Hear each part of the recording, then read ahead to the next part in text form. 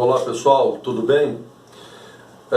Continuação da aula sobre globalização, tá? Lembrando que nós vimos globalização como sendo uma estrutura econômico-cultural do mundo, uma imensa integração graças à expansão do capitalismo, tá? E à evolução tecnológica dos meios de comunicação e transporte.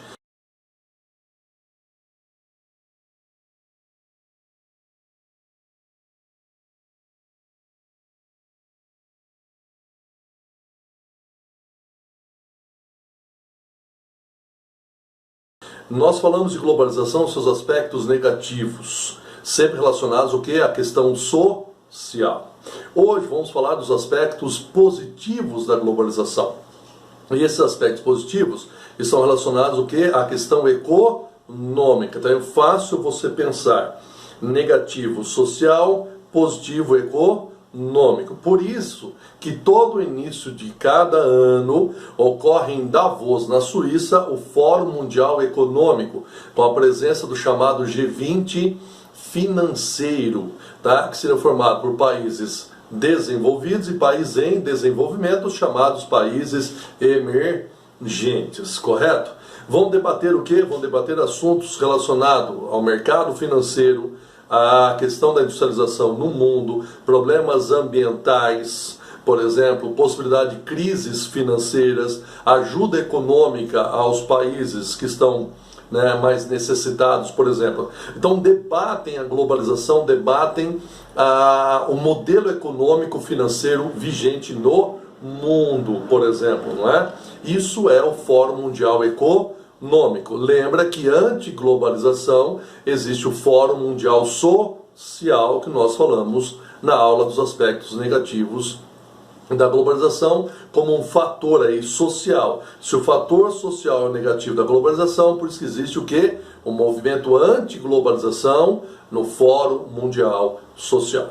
Muito bem, voltando aos aspectos positivos da globalização, vamos lá, existe o Fórum Mundial Econômico para debater a situação econômico-financeira do mundo, tá? Que é realizado em Davos, na Suíça. Outro fator importante, a globalização, ela tem tudo a ver com neoliberalismo, não é? O que é a ideia do neoliberalismo? O neoliberalismo, ele surge com o Consenso de Washington em 1989, olha que data importante. 89 é a queda do Muro de Berlim, quer dizer, o mundo socialista já está em ruínas, por exemplo, e aí há um encontro entre os Estados Unidos, Ronald Reagan, Inglaterra, Margaret Thatcher, a Dama de Ferro, e o FMI, estabelecendo um novo sistema político-econômico seria vigente no mundo. O retorno do liberalismo, o neoliberalismo, no lugar do keynesianismo, não é? Daquele Estado interferindo na economia, o Estado motor da economia, o Estado desenvolvimentista. Sai esse Estado keynesianista e entra agora um Estado neoliberal. O que marca o neoliberalismo? Estado mínimo e mercado máximo, controle dos gastos públicos, superávit primário, gastar menos do que arrecada, não é? Tem que estabelecer corte desses gastos, né? E privatizações e a livre concorrência, o livre mercado, aí a parte da globalização. Para que ocorra uma integração imensa do mundo, nós temos que estabelecer o quê? Um livre comércio entre as nações. Por isso que globalização tem tudo a ver com neoliberalismo, correto? Isso é um ponto muito importante. Então, duas palavras são essenciais em globalização, tá? Tecnologia dos meios de transporte e comunicação, integrando as localidades no mundo, e do outro lado, a política neoliberal, justamente defendendo o quê? Essa abertura dos mercados para esse livre mercado, esse livre concorrência. Isso é o ponto essencial do neoliberalismo, tá? Isso é visto como um aspecto positivo na globalização devido ao aumento das trocas comerciais. E aí nós já podemos pensar uma outra característica importante, positiva, que é a interdependência dos países, não é? Os países estão interligados, interconectados, por exemplo, não é? Isso acaba ampliando os mercados consumidores, fornecedores de matérias-primas, isso acaba ampliando as trocas comerciais do mundo, nunca vista antes na história do mundo, tá? A capacidade, o tamanho das trocas comerciais em produtos e em valores econômicos, né? Industrializados de um lado e commodities do outro, correto? Marcando aí essa divisão internacional do trabalho, ainda ricos, tecnologia, países em desenvolvimento, ainda ligado a commodities, legal? Mas diante dessas práticas intensas de comércio no mundo, tá? Foi feito o quê? Em 1995, pessoal, ao surgimento da Organização Mundial do Comércio, em substituição ao GATT, Acordo Geral de Tarifas e Comércio, criado em 1947, que foi idealizado na Conferência de Bretton Woods. Em 1944, aquela mesa colocou o dólar como moeda mundial, criou o FMI e criou o Banco Mundial. Sai esse acordo e entra uma Organização Mundial do Comércio. Por quê? Porque a década de 90 já estamos vivenciando a globalização e as trocas comerciais não param, tudo bem? Tornarem-se cada vez mais intensas, né? Os fluxos comerciais cada vez mais intensos. Então há necessidade de uma organização para estabelecer regras para quê? Para que serve a OMC? Para combater práticas protecionistas, tudo bem? Para isso que serve a Organização Mundial do Comércio. Aí nós já podemos recordar uma outra coisa importante, que existe o G20 comercial, formado por países em desenvolvimento chamados emergentes, que são países que vão justamente, não é, lutar para a queda do sistema protecionista dos países desenvolvidos, né, abrindo o mercado dos países desenvolvidos para os produtos ligados às commodities, por exemplo. Então, os países em desenvolvimento emergentes, que são grandes exportadores de commodities, principalmente agrícolas, eles se veem em prejuízo diante de práticas protecionistas dos países desenvolvidos, Estados Unidos, União Europeia, principalmente pela França, não é? Que acaba afetando os mercados dos países mais pobres. Então, o G20 comercial, ele vem para isso, ele vem para debater, para tentar essa negociação, essa rodada de negociações, que os países ricos possam abrir os seus mercados para os produtos agrícolas. Em contrapartida, os países ricos querem que os pobres abram os seus mercados para o setor industrial. Com isso, os países pobres teriam um setor industrial totalmente quebrado. Então fica esse impasse. Rico quer que o pobre abra o mercado industrial. O pobre quer que o rico abra o mercado agrícola, certo? O nosso setor agrícola é muito competente.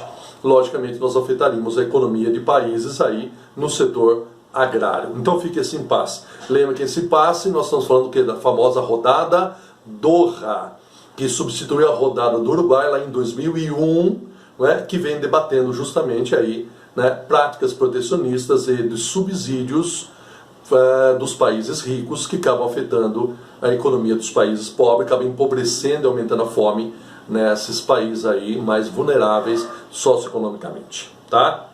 Outra coisa importante, não podemos esquecer que em 2001 a China entra para a Organização Mundial do Comércio, em que vários países vão reconhecê-la como uma economia de mercado, tá? Com isso, a China pode sofrer salvaguardas, podem sofrer aí certas sanções através de práticas protecionistas contra os seus produtos. Isso é permitido, tá, dentro da Organização Mundial do Comércio, porque agora ela é um membro. Mas por que a China fez isso? Tá? Se ela sabe que ela pode sofrer aí salvaguardas, sanções econômicas dentro de protecionismo, porque obedecendo às regras da Organização Mundial do Comércio, ela abre o seu mercado para o investimento do mundo todo. Então para ela é uma vantagem.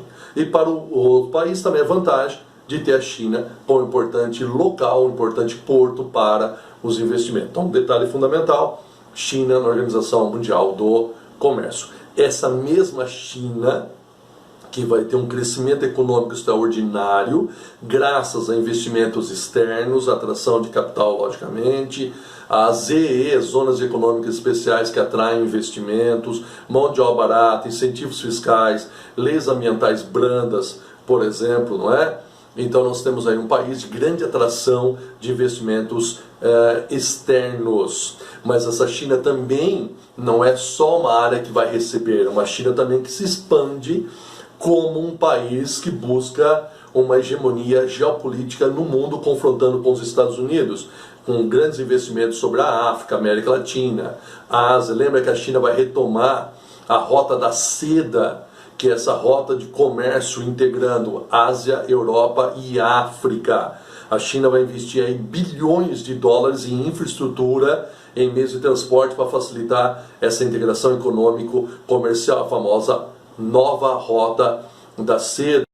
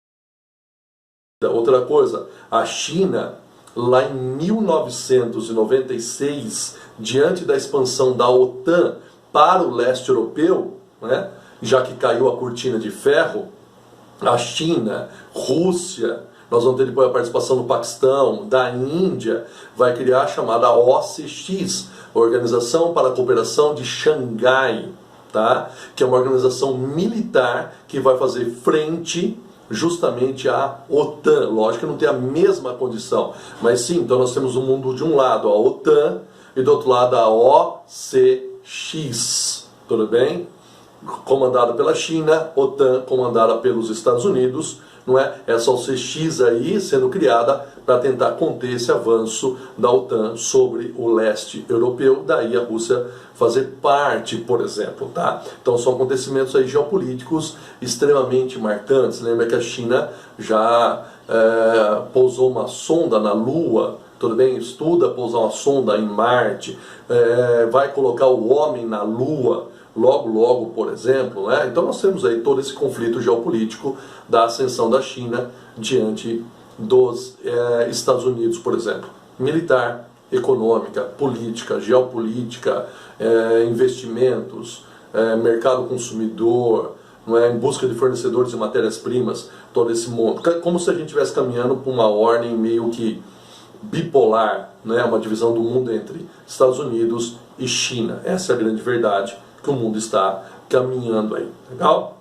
Então já tratamos disso também sobre uma aula, essa China tentando, por exemplo, aí dominar, não é, o Mar da China Meridional, por exemplo. Legal? Então são acontecimentos importantes.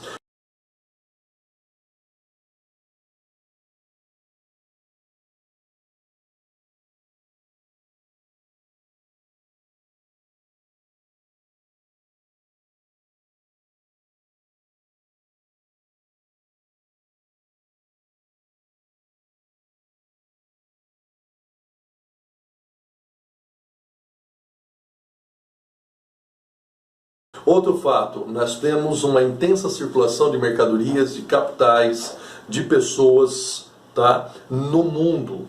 Tá? Então, isso é um aspecto positivo da globalização. Essa integração ela permite essa intensa circulação de mercadorias, de pessoas, de capitais, de informações.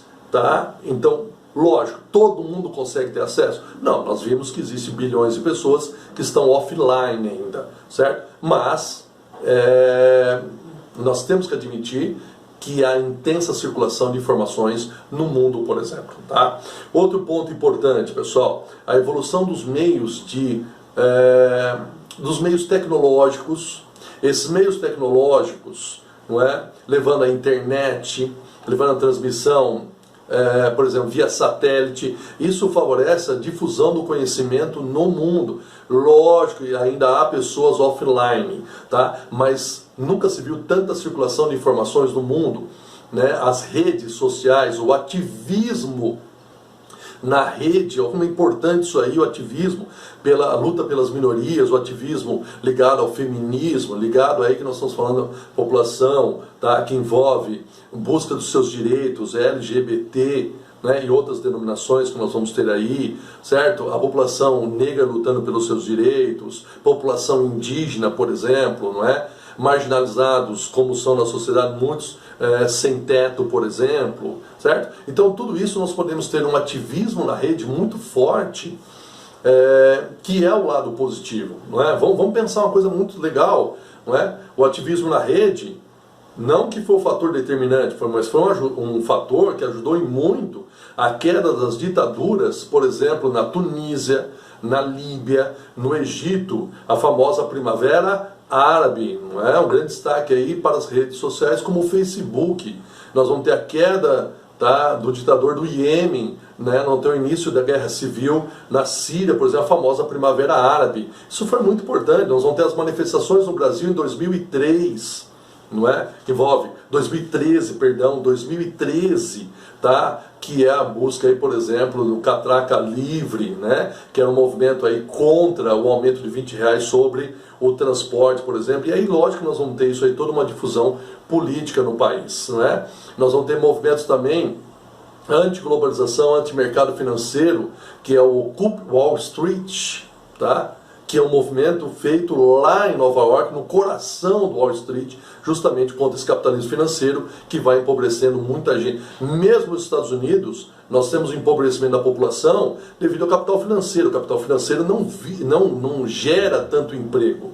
Sim, ele gera o acúmulo de riqueza. Isso é um lado negativo. Porém, de fato, nós temos uma formação aí de redes sociais de integração, né, via esse mundo globalizado, principalmente destaque o ativismo na rede. O lado negativo, fake news, cyberterrorismo, nós já discutimos esse aspecto aí, tá?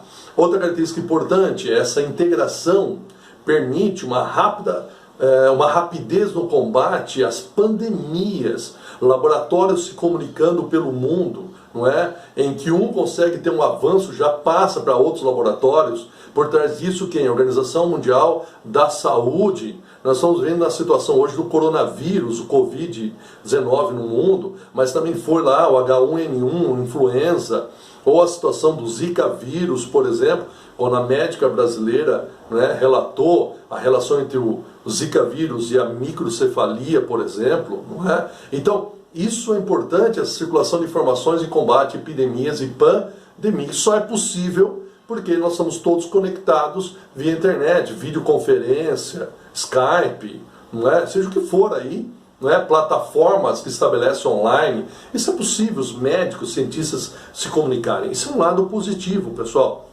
Isso é muito importante. Como também nós podemos pensar, relacionado aí, até aí voltando ao assunto ativismo, por exemplo, as questões ambientais, não é? A preocupação no mundo com o aquecimento global, qualidade de vida, não é? Preservar as florestas, como a questão da Amazônia, não é? Todo esse movimento que ocorreu em 2019, diante do aumento das queimadas da Amazônia, o mundo se preocupando, notícias correndo pelo mundo todo.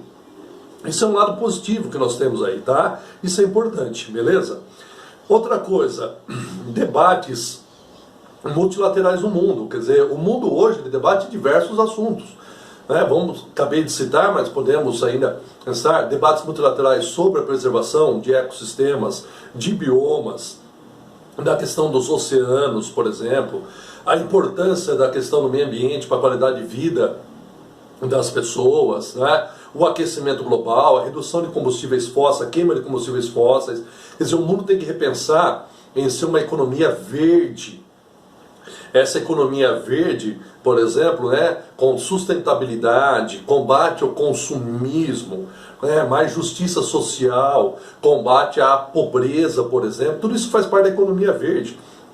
Então esse lado é um lado positivo dos debates multilaterais, né, condições políticas da manutenção da democracia, combate à ascensão aí do nazifascismo, combate aí à ascensão do fascismo, da extrema direita, o que seja extrema esquerda, tudo que é extremismo está errado, combate à xenofobia, certo? Então há uma comunicação no mundo, isso é importante, relacionar os direitos das minorias, como nós falamos, não é, anteriormente, tudo isso é importante, que traz um debate para a sociedade, e a sociedade conectada passa a ter ideia dessas informações, do conhecimento, para defender essas causas. Sem conhecimento, você não tem defesa de causas. Por isso que a informação ela é tão importante para um povo. Eu só posso defender os meus direitos, os direitos das pessoas que estão próximas a mim, diante do conhecimento sobre o direito. Por isso que é tão importante essa integração.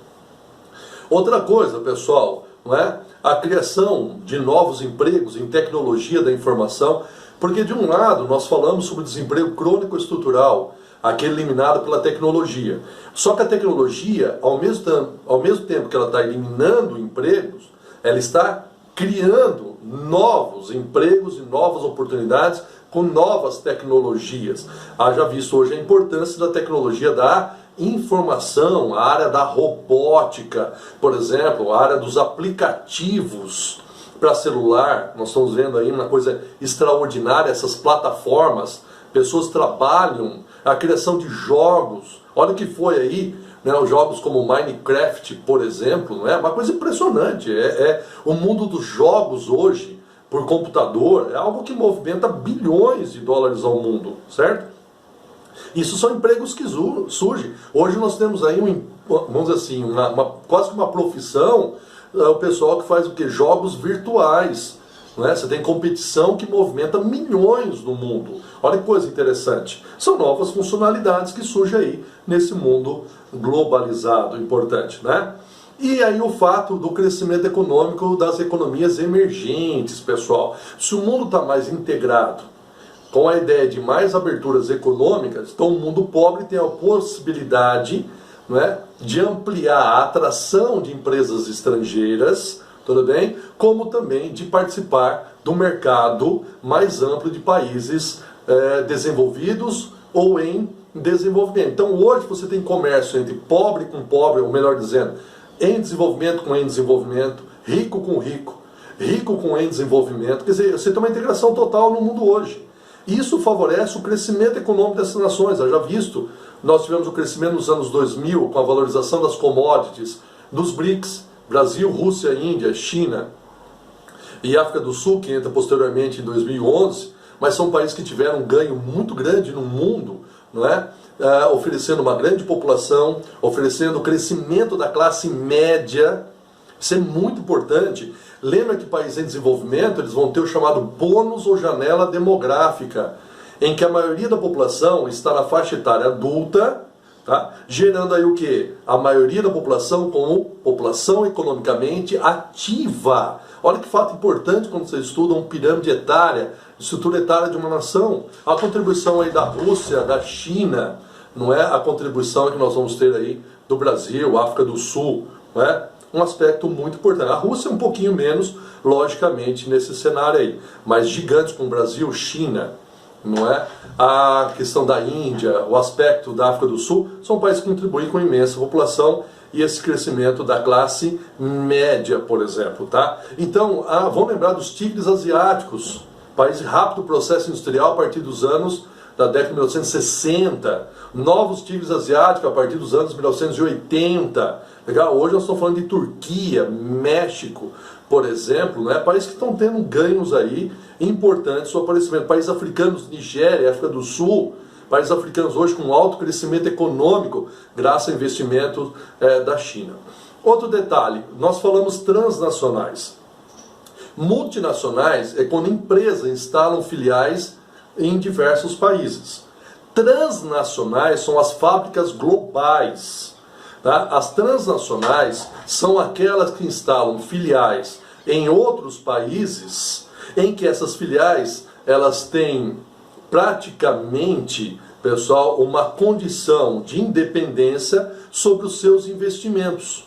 Tá? Então essa é a grande diferença. As transnacionais, elas tomam decisões próprias, as filiais, sem depender da sede. Para quê? Para se adaptar culturalmente àquela nação, para ter mais capacidade de atender o mercado consumidor. Tá? Essas são as transnacionais, correto? Então nós tivemos uma evolução no mundo extraordinária, pessoal, no papel da globalização, correto? Nós vamos tratar depois sobre blocos econômicos, tá? Mas nós ficamos aí com o assunto globalização tão importante dentro desse cenário de integração fundamental. Lógico, aspectos positivos e aspectos negativos.